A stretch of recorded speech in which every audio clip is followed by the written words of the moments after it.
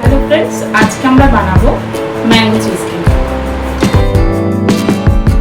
আমি এখানে খানিকটা বাটার কুকিজ নিয়ে নিয়েছি।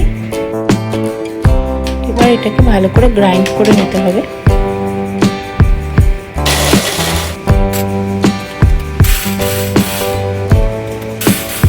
গ্রাইন্ড হলে এর মধ্যে আমরা 5 to 6 টেবিলস্পুন মেল্টেড বাটার দিয়ে দেব। এবার একটা চিজ কেক মোল্ড নিয়ে আমরা মিক্সচারটা দিয়ে দেব, আর একটা পাত্র দিয়ে উপরে প্রেসার দিয়ে সমান করে সেট করে দেবো, আর ফ্রিজে রেখে দেবো আধা এক ঘন্টা। এবার একটা পাত্রে ক্রিম চিজ নেব, সেটাকে হ্যান্ড ব্লেন্ডার দিয়ে ভালো করে মিক্স করে নিতে হবে যাতে কোনো লাম্পস না থাকে।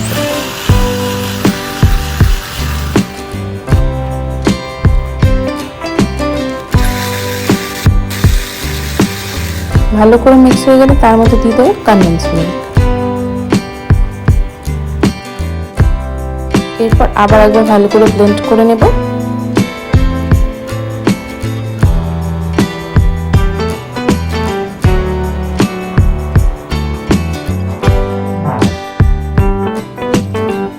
আর দিয়ে দেবো খানিকটা ম্যাঙ্গো এসেন্স।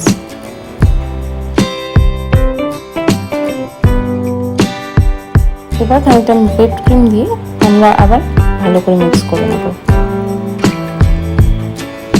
মিক্স হয়ে গেলে এর মধ্যে আমরা দিয়ে দেবো খানিকটা ম্যাঙ্গো পাল্প।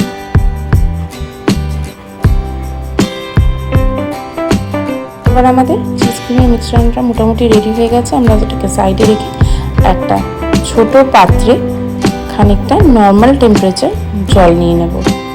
তার মধ্যে দিয়ে দেবো জেলেটিন বা আগার আগার পাউডার, যেটা অ্যাভেলেবেল থাকে, আর 20 সেকেন্ড মাইক্রোওয়েভ করে নেব। মাইক্রোওয়েভ হয়ে গেলে ভালো করে তাকে মিশিয়ে নেব। এরপর ক্রিম চিজের সাথে এটা মিশিয়ে নেব ভালো করে।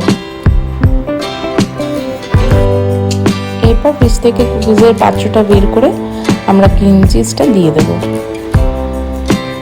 সেট হওয়ার জন্য এটাকে আধা এক ঘন্টা ফ্রিজে রেখে দিতে হবে। এখন আমরা এটা রেখে দেবো ফ্রিজের মধ্যে। পৌনে এক ঘন্টা হয়ে গেছে, আমরা ফ্রিজ থেকে এটাকে নিয়ে এলাম। এবার যে ম্যাঙ্গো পাল্পটা রয়েছে তার মধ্যে আমরা জেলাটিনের মিশ্রণটা দিয়ে দেবো, আর ভালো করে মিক্স করে নিতে হবে।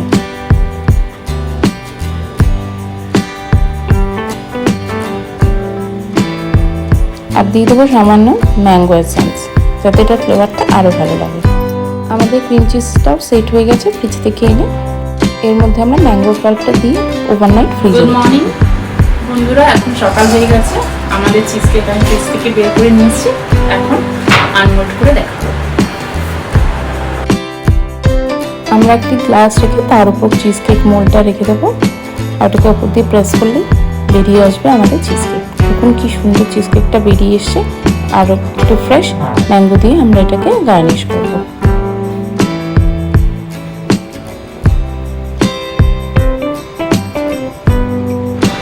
একটা স্লাইস আমি টেস্ট করে দেখাচ্ছি।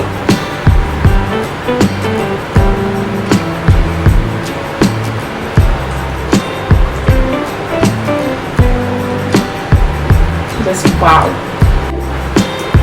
খুবই টেস্টি হয়েছে। বাড়িতে একবার ট্রাই করে দেখুন।